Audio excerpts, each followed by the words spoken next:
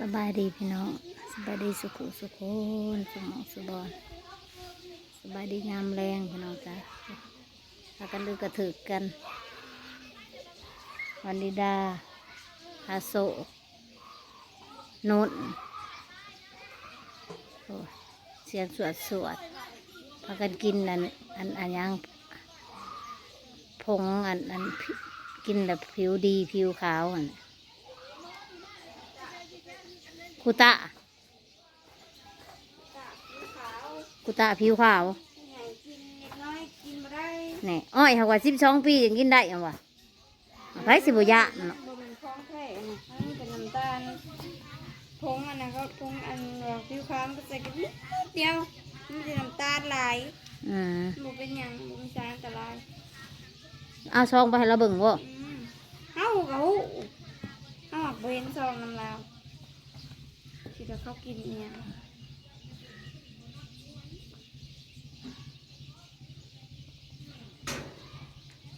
เพราะว่าไอ้โชคไปหาหมอพูนบอกโอ้ยเป็นอย่างอีกแล้ววะว่ากินละเจ็ดว่าสัน กินละเจ็ดว่าสันโอ้หัวใจเต้นหัวใจตกใจขวัญแล้วคุณโอ้ย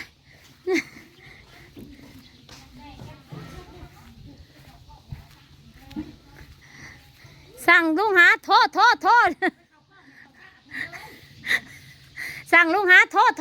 ว่ะบ่โทษนะได้ของบ่ว่าเด็กน้อยกินบ่ได้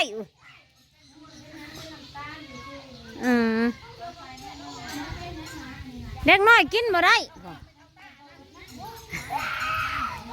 เด็กน้อยกินบ่ได้กินได้แต่12 ปีว่าซั่นห่วยมันก็ย่านแต่ว่าพอดีละขาวเบิดบาดมึงแน่น่ะผู้ใส่นัดเลิกใส่ลิ้นนั่น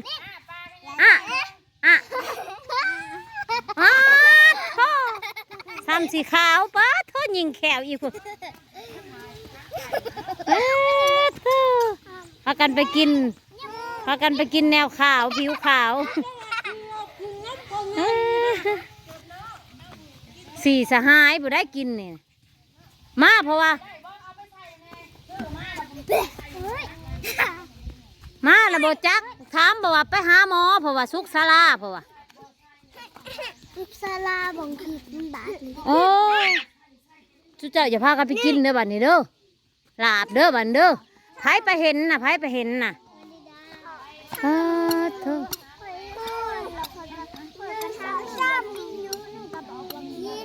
นานพังแน่ป้าวันนี้ได้เห็นวันนี้ได้ถามนุ่นว่าอันนุ่นกินอยู่นี่กินว่าสันนุ่นว่ะ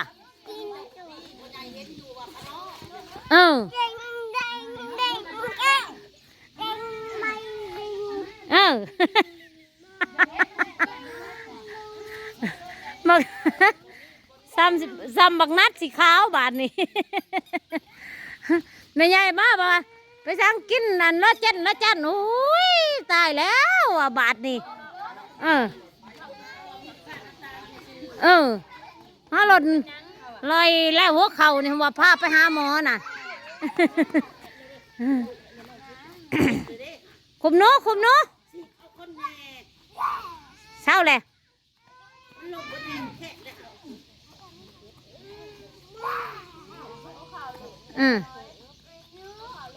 หัวเข่าแตกอีกแล้ว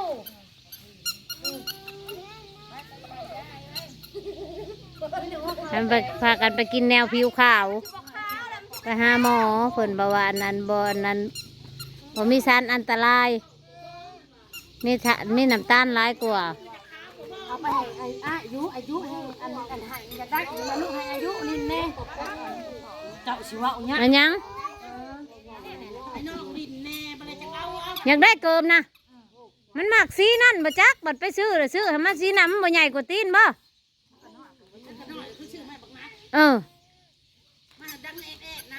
ได้ไงเราบ่ถือบ่จะบ่ถืออันนี้นะพากันดื้อกระถือกันหาก็มาแต่หาหมอ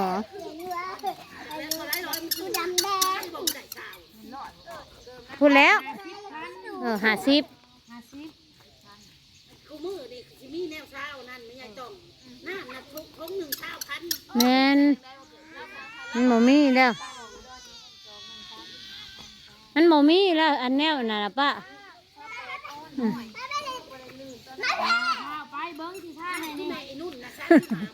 พูนน่านปุ๊บแล้วเข้าแตกหุ้ยเลือดออกถ้ากันดึกกระตึกกันโอ้ยว่าร้านไปหาหมอหรือว่าเข่าสั่นแล้วน่ะตายบ่ไปเอามาแต่สายมากิน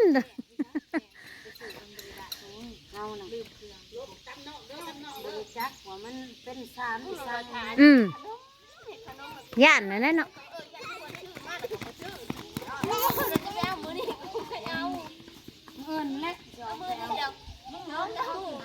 ไปเอายังเลยฮะซื้อเครื่องแล้วก็กินเครื่องบ้าเถอะกำไรล้วนๆขนาด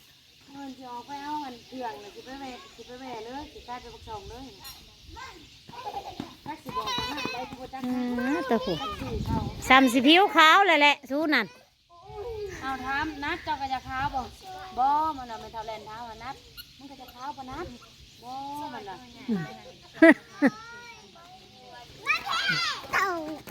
บ่อยากข้าวไปกินน้ำหมูบางแน่พูดน้อยๆน่ะก็กินนั่น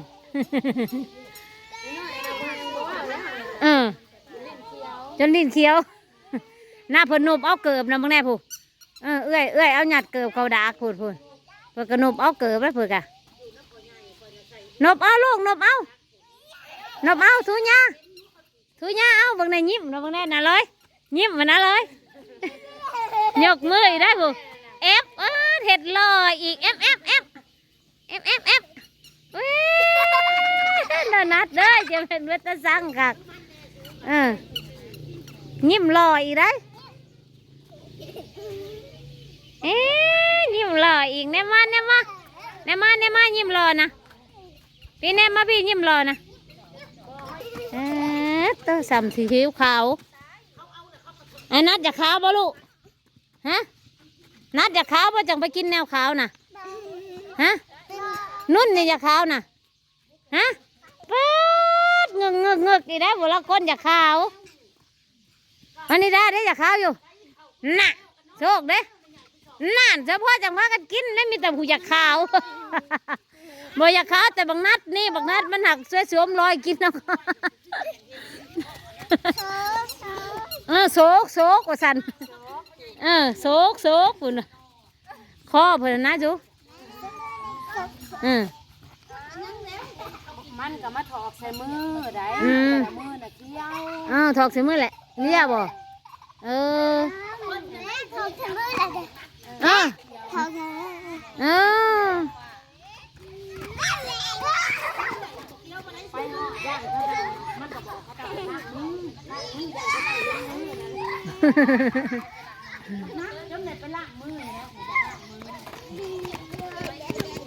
ผู้นี้เองกักแล้วว่าพูดไปหาหมอให้แต่อยู่เฮือนพี่เจ้ากันนี้ละแม่คอยใช้นุ่นลิ้นนุ่นยังบ่ได้อันเดียเคี้ยวแห้งพี่โซ่ไปเคี้ยวแห้งบังนัดให้กับคิ้วกูและอันนี้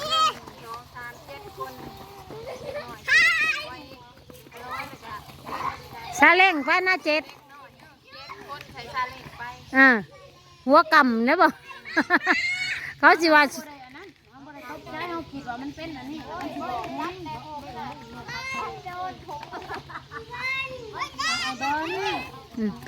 เขาสิว่าเขาสิลังไปใส่เด้เต็มซาเล้งหัวกำเนี่ยบ่ไปกินแนวผิวขาวแต่มันบ่รุนแรงว่าจะมันเป็นซันอันนั่นแต่ว่ามันทานน้ำตาลร้ายกว่าซันอันนั้นก็สีเล็กน้อยเนาะ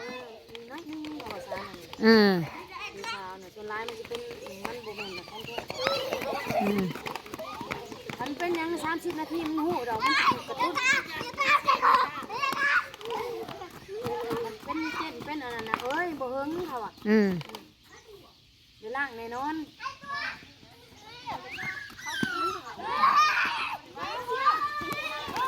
อันนี้พอดีบำรุง พอดี กระชั้นแล้วก็แห้งสิอันบักเบิ้ลพากินเลย อ้าวอันนี้ก็ยังว่าอันนี้ก็ยังว่าคอยถามนะวันวิดาเห็นหักนุ่นว่ากินว่าสั่นสิว่าได้จ้ะ เอาอันไอ้งุนนะถามว่ากินบ่นุ่นบักกินว่าซั่นกินแล้วก็ทางอันวันนี้ดาวพันนี่โชคกินแน่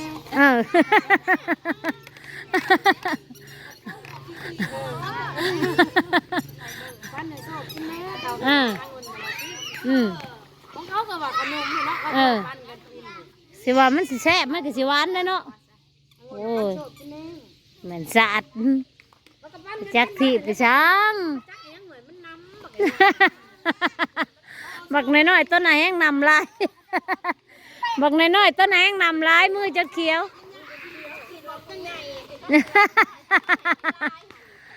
พังพี่น้องใครดับได้มันนี่ได้ ดับสิบ่ ให้ดับกี่เขาตะเว้น ยังตาคอยก็ยังนั่ง เว้นหยังตา ตาเอานะเอาไม่ทาง เอา